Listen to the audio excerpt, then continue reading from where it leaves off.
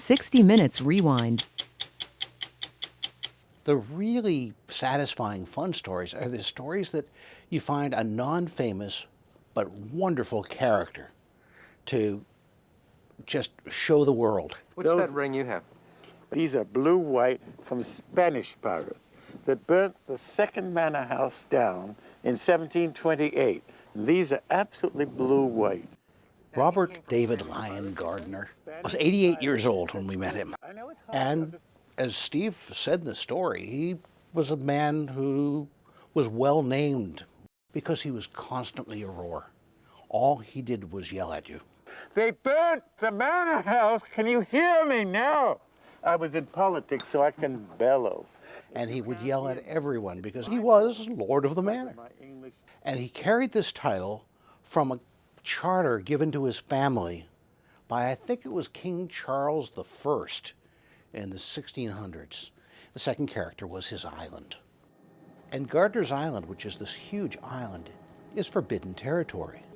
You can't visit except if you sign up for one of these tours that he gave. Here is the windmill. Everything was historical on the island. See the horses? On the left is where the hanging oak was, and it fell down. If the hanging tree was no longer there because it had fallen down 100 years ago, that's no problem. That's where the hanging tree was, and you'll notice it over there, and you better look. He was hilarious. If somebody came up to you and said, you know, we want to spend 13 minutes of national television on an 88-year-old rich guy who lives in the past Great-grandfather? and doesn't get along with his relatives, what do you think? You'd be crazy to try it. And we probably were. But it worked. And here's the full story as it aired on 60 Minutes. When he's on his ancestral island, Robert David Lyon Gardiner is Lord of all he surveys, literally. He is the 16th Lord of the Manor of Gardiner's Island, an hereditary title and royal land grant that goes back 360 years to the reign of King Charles I of England. But the island is not off the coast of England.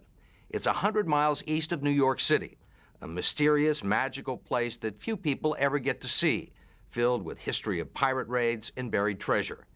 It is also one of the most valuable pieces of undeveloped real estate in the country, and the object of a bitter blood feud between two of the oldest families in America. Gardiner's Island sits between the North and South Forks of Long Island.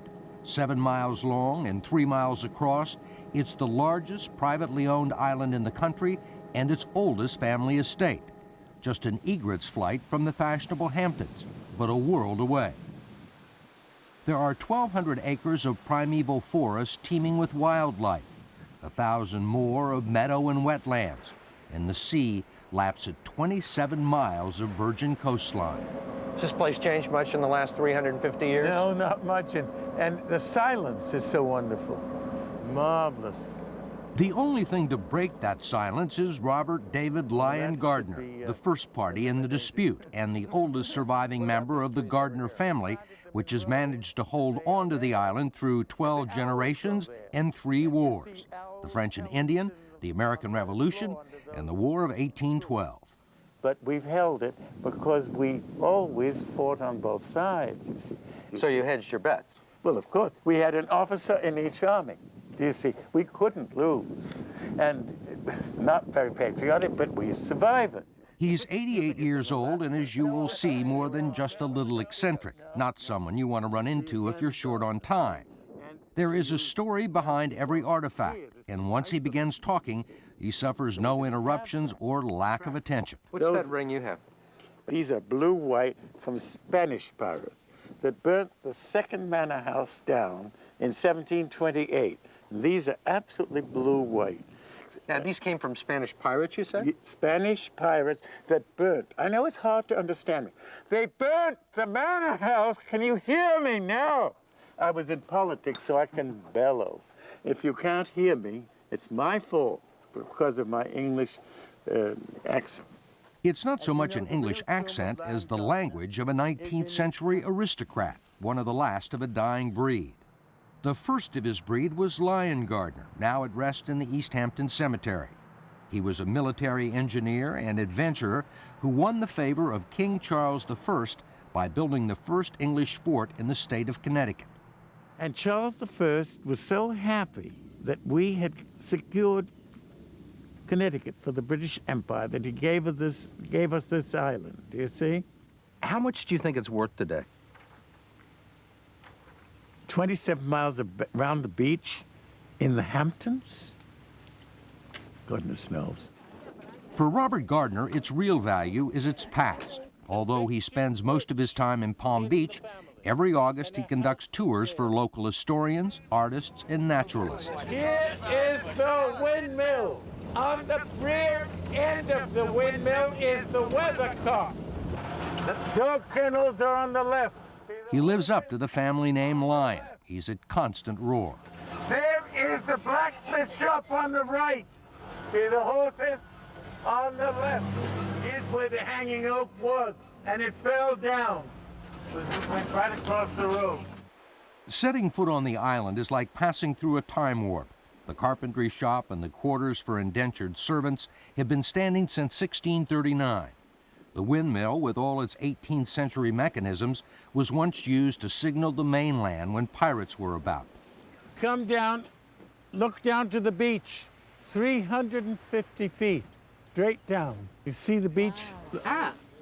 No, not there. Here. You already know that Spanish pirates invaded the island in 1728. See, I was paying attention.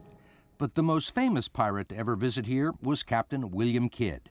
Captain Kidd's treasure was buried in this hollow and recovered 1699.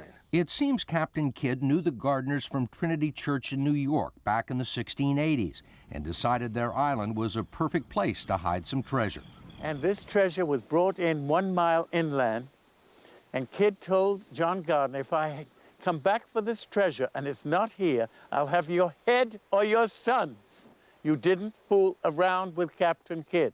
When the English caught and hanged Captain Kidd 4 years later, they found the treasure map and sent a party to Gardiner's Island to dig it up. It was only on the island 4 years. People still come here looking for the treasure? Oh, of course. It is so silly when I have the receipt for it. This is a beautiful room.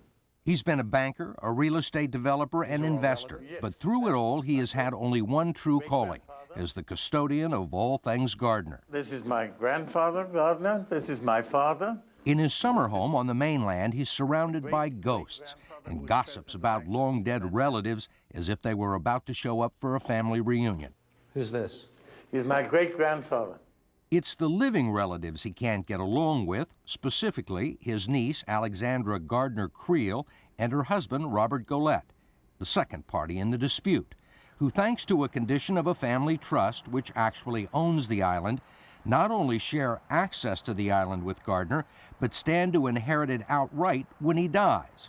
That's because Robert Gardiner, despite his fascination with family history, has no heirs. How would you describe the relationship right now between yourself and your niece and her husband? Don't see them. For 20 years, the two sides have argued over everything from which ancestors' portraits will hang in the manor house to who will have access and when. Except for the occasional screaming match, they communicate almost exclusively through lawyers. This is a classic example of rich people behaving badly. One witness to a rare face-to-face confrontation was best-selling author Stephen Gaines. He wrote about Gardiner's Island in his book, Philistines at the Hedgerow. Gaines was on one of those Robert Gardiner historic tours when all hell broke loose after the Lord of the Manor discovered the Golettes were on the island. I was aware of what was going on, but the 24 other people with me had no idea. Robert Gardiner ran into the house. Some confrontation took place inside. Then the Golette family came out of the house like bees leaving a hive. You know, they just spread out all over the place, and he went screeching after them. It was like the Keystone Cops. Gaines says one source of tension is that Robert Golette comes from a family that owns a big chunk of Manhattan and has been around almost as long as the Gardiners, since 1676. They do not give interviews. They're just not secretive wasps. They abhor publicity. They hate the idea that anybody would know who they are. They are really very secretive about what they do. I think they're probably one of the richest unknown families in America. We're talking about old money here. Right, the oldest money. What is the source of the acrimony between the Golets and the Gardiners? Do you know? I think that Robert Gardiner is just a very difficult man. You know, it's very hard to share anything with anybody. Even with 3,500 acres? Well, not if Robert Gardiner is the other partner. Twice the courts have tried to arbitrate a settlement, and twice they failed. The Golets want Gardiner banned from the island, and for a 10-year period, he was banned for refusing to share in the island's upkeep. For his part, Gardiner has tried to keep the Golets from inheriting the island. To him, they're interlopers trying to usurp what rightfully belongs to a Gardiner, with the intention, he thinks, of plundering it like Spanish pirates. Why is it so important to you that the Golets not take control of Gardiner's Island? Simply because their attitude is to turn it into development. They say they don't want to develop it. Oh, that's what they say. That's what they, of course. But the point is, they do. While the Golets contend they don't want to develop the island, they have also been unwilling to discuss any settlement that would protect it from development or restrict land usage in any way. They say it would diminish its value. The judges concluded their intentions are unclear. Joe Atonito and Gene Wishod are attorneys for Robert Gardiner. Bob Gardiner wants to preserve it. I mean, we don't know what the Golets want. We can only speculate what they want. The Golets want to keep their options open. That's the impression we get. It's a polite way to put it, yeah. With multi-million-dollar houses springing up like mushrooms all across the Hamptons, there is no shortage of developers who look at the place where Hemingway hunted and James Audubon painted birds and see instead golf courses and marinas. That would be the greatest baby boomer address in the Hamptons. You know, everything out here is about status and address and location. Can you imagine being part of a private island that has its own landing strip? You can bring your boat right up there. I mean, I think a lot of people would love to develop that place, and it would be a shame, too. How much do you think it's worth in today's market? Well, it's hard to say. You know, 3,500 acres, easily worth $350 million. We're talking about something that conceivably could be worth $1 billion to a developer. The story will continue after this. Just preserving Gardiner's Island is no bargain. The trust fund to maintain the island ran out of money years ago. Everything from food to fuel oil has to be shipped over from the mainland. There are real estate taxes, historic buildings, and 20 miles of road to be maintained. It now costs almost $2 million a year just to keep the island the way it was 350 years ago. All of it paid for by the Golets, who use the island as their weekend retreat. Robert Gardiner still refuses to contribute, arguing that the trust fund is insolvent and that the island should be disposed of according to the will of his late Aunt Sarah. It is to be sold, the island, but first to someone by the name and blood of Gardiner. And that's you. By far his most bizarre attempt to keep the Golets from inheriting the island occurred more than a decade ago when he tried to adopt an heir. After some extensive genealogical research, he settled on a distant cousin, G. Gardiner Green, Jr., who at the time was a fully grown 48-year-old from Mississippi with an oil and gas exploration business.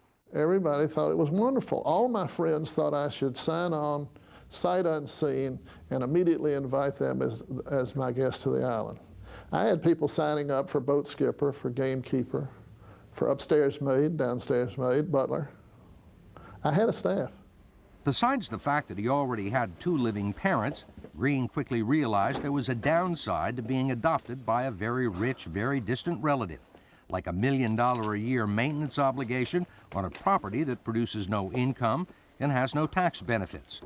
Then there was the prospect of becoming embroiled in some very expensive litigation with his other distant cousins, the Golets. And I certainly wasn't looking for any enemies, particularly enemies that I had never met. I think in Robert Gardiner's heart, there are 2 things that are going on here. One is he's doing it just to torture the Golets, and then the other thing that's going on is he really cares about saving this island. It's his passion, it's his life. It's all that's left to him now. Is there an element of greed in this story? I don't really think this is about money, believe it or not. Even though there's billions of dollars at stake here, I don't really think this is about money. I think this is about passion, I think this is about history, and I think this is about an old man who can't let go. The courts move slowly, so time and nature would seem to be on the side of the Gullets. What becomes then of Gardiner's Island?